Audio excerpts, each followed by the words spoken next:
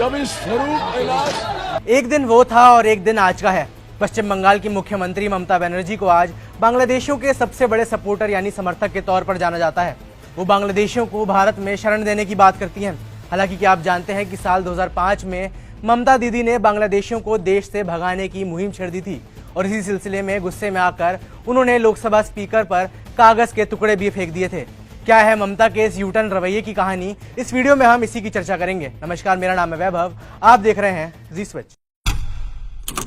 4 अगस्त 2005 वो साल जब केंद्र में यूपीए की सरकार थी और टीएमसी सांसद ममता बनर्जी एनडीए का हिस्सा थी। लोकसभा का सत्र चल रहा था और उस दिन ममता बनर्जी बंगाल में आ रहे बांग्लादेशी घुसपैठियों पर चर्चा करना चाहती थी, उसका मुद्दा उठाना चाहती थी। हालांकि उन्हें स्पीकर से इजाजत नहीं दी गई। बस इसी बात से गुस्सा होकर उन्होंने पहले तत्कालीन लोकसभा उपाध्यक्ष चरणजीत सिंह अटवाल पर कागज फेंकने शुरू कर दिए। साथ ही अपने सांसद पद से इस्तीफे देने की भी घोषणा कर डाली। कुछ वीडियो ऐसे भी मौजूद हैं जिनमें ममता अपनी सीट पर जाकर रोती हुई नजर आ रही हैं। Sir, I don't want to disturb the proceedings of this house. That's why I didn't disturb. I never disturb. Sir, I want to know from you, sir, the infiltration of Bengal.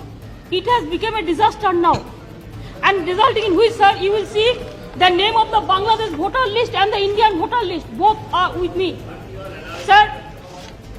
That's why I would like to request you, sir. It's a very serious matter, and when this matter will be discussed. जानने वाली बात यह भी है कि उस वक्त बंगाल में लेफ्ट की सरकार थी। ममता बनर्जी ने आरोप लगाया था कि पश्चिम बंगाल में बांग्लादेशी घुसपैठियों के नाम वोटर्स लिस्ट में डाले जा रहे हैं। 2004 में ही लोकसभा चुनाव हुए थे। ऐसे में दावा किया गया कि बांग्लादेशी घुसपैठियों ने ही चुनाव में वोट डाले थे। ममता दीदी का कहना था कि बांग्लादेशी घुसपैठियों की वजह से बंगाल और पूरे भारत में गृह युद्ध यानी सिविल वॉर छिड़ सकता है और काफी खून खराबा होगा। संसद के भीतर हुई इस घटना को करीब 19 साल हो गए हैं। हालांकि आज भी इस घटना को याद किया जाता है। 19 साल में राजनीति इतनी बदल चुकी है कि आज सीएम ममता का दिल उन्हीं के लिए रो रहा है जिनको देश से भगाने के लिए वो कभी खुद रोई थी। अब देखिए, सबसे दिलचस्प बात यह है कि जिस मुद्दे को लेकर टीएमसी नेता ममता बनर्जी ने 2005 में लेफ्ट के खिलाफ मुहिम छेड़ी थी, आज उसी तरह के आरोप उन पर भी लगाए जाते हैं। एक जमाने में जिस मुस्लिम वोट बैंक पर लेफ्ट का अधिकार था, बाद में यही वोट बैंक ममता के पाले में आ गया। आज जब ममता बनर्जी म्यांमार के रोहिंग्या मुसलमानों या बांग्लादेशियों को शरण देने की बात करती हैं, तो इसी तरह के आरोप उन पर भी लगते हैं और एक शक उन पर भी जाता ही है।